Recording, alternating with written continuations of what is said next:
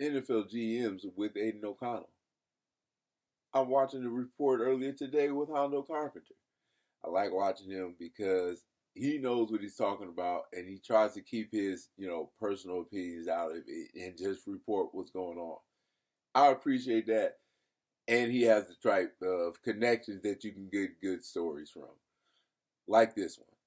He had a caller ask him a question. He asked if Aidan O'Connell was coming out in this draft class, given what you know about his on-the-field work last year, where would you rank him? And he called 4 of his GM friends. He asked them, what do you think about this question, and what kind of answer would you give me? They all responded to him, and they all were just more than happy with the question, because it was a great ponderance for them, they believe, and they were happy with the question. Each one of them said as much. First, one of them said that Aidan, top 10 draft pick, hands down. Another one had him as the second best quarterback in the draft. Another quarterback in his description said, if I was the Raiders and I was at 13 and somehow Aidan O'Connell fell to my lap, I'd have felt like the biggest thief in the draft. In other words, these men who knows what they're talking about are on Aidan's side. They know what to look for, okay? They're aware of what a winning quarterback can do for you. And that's why they have confidence in Aidan O'Connell. One of the GMs brought up also how what he had to do dealing with the coming into without Josh McDaniel into a new offense and into a new offensive coordinator and trying to save the team in the middle of the season, and being one fumble away from the playoffs. That's something that impresses people who know anything. People, when we are Aidan defenders and we're online and we try to give those nuggets of information, those little truths to their face, they just say, like, it's an excuse. It's always an excuse. There's always something. There's always something. They never want to give any credit for anything done, but anything that was a mistake, they just got to blow all the way up out of proportion. And that's just the way it's going to be. And it's going to be like that for another week because the draft is that far away. But, man, he's coming all the way around again. Like I was saying about the peel back. People are talking about, well, we'll get Michael Penix. He's great, but we shouldn't get him at 13. We should go back and trade him in the first round and get a better player at 13. And this whole draft thing started with get someone other than Aidan, period. And now it's turned into, well, let's do the smart thing. No one wants to give any credit, but everybody's starting to tear or steer more towards reality and saying, well, maybe we shouldn't be brash about this situation. We do have Aidan O'Connell. And they're just ready to set themselves up for another lie that they can put out there.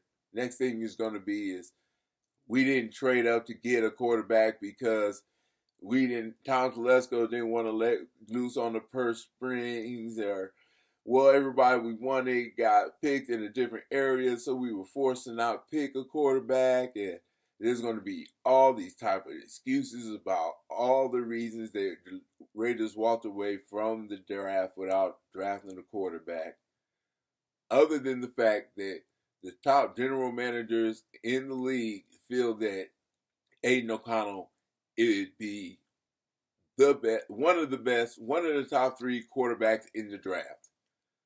So why are people complaining? Because they don't know what they're talking about.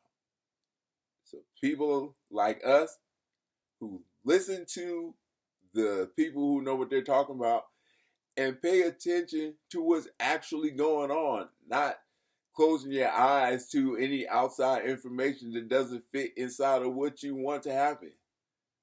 This is where you come to get some information that's about, some knowledge from the smarter people on the situation, not me. I'm just looking for people who know what they're talking about and not people who are replicating these same information and then just dogging Aidan because they feel like they must. And then when you come at them with something, they still really can't come up with anything.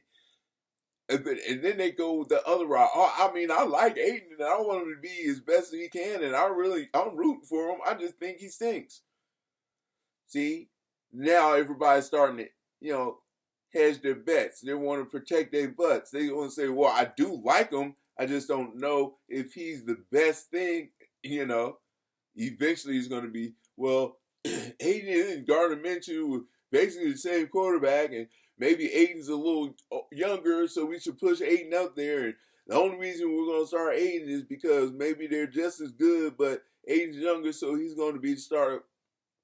Aidan O'Connell is going to end up starting for the Las Vegas Raiders in 2024 season, no matter what is down in the draft, no matter how you slice it, no matter how you turn it around. The only thing that makes sense is for Aidan O'Connell to be the starter. And the only way that doesn't happen is if Gardner Minshew or Anthony Brown Jr. beat him out.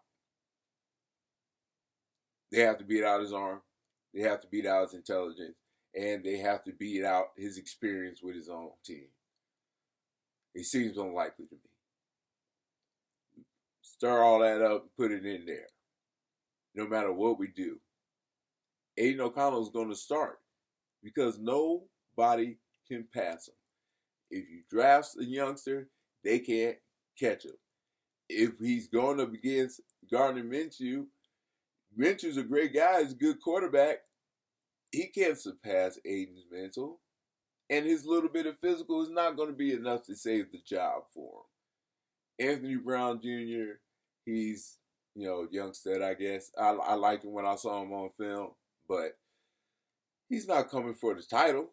He can't do that yet. He's not there. So we have a quarterback who's there, a quarterback who's respected around the league, whether he's respected around the fan nation, whatever they know, or respected on YouTube, or whatever they know. All they really know is what this guy knows, so they know they better say what this guy knows, put up the right daggone title, and hope for them clicks. Guys get on my daggone nerves. They done all gone so freaking commercial, I don't even want to watch anything. Everything has a damn commercial. It'd be a 3-minute split with a minute and a half of commercial in the middle. Well, I'm never going to do no commercials, whether y'all care about that or not, because I don't care. You know what I'm saying? I care about getting the truth out there, and the truth is that Aidan O'Connell is going to take us to the playoffs this year. We're going to have a good season, and it's not because I'm just pushing a narrative because that's what I want to see. It's not because I think that there's no quarterback in the world better than Aidan O'Connell. It's because I'm looking at what we're doing, where we're going, and what makes sense, what works, and what the people who know what they're talking about are talking about. So don't worry about Mitchell Wrench and talking to Raider D, who used to be cool, but now he all about his commercials and Wi-Fi Willie. Don't ever listen to that dude unless you're looking for like the TMZ of football. You know what I'm saying?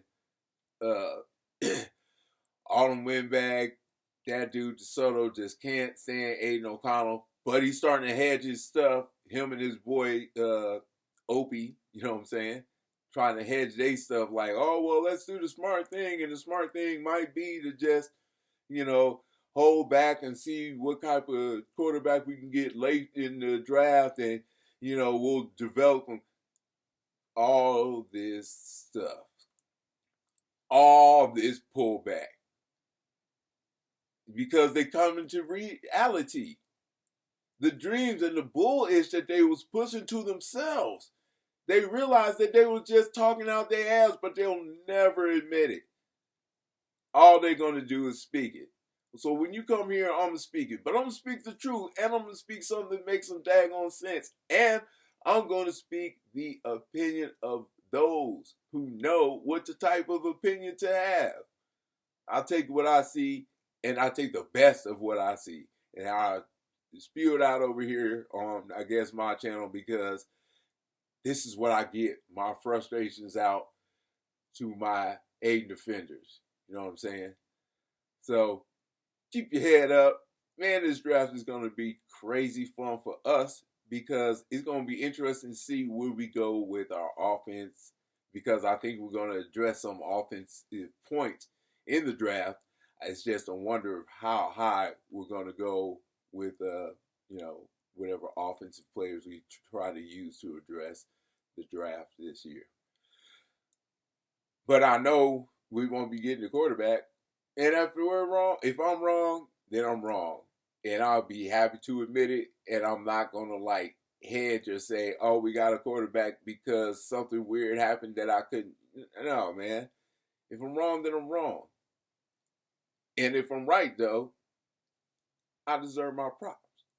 But it's not because I did it.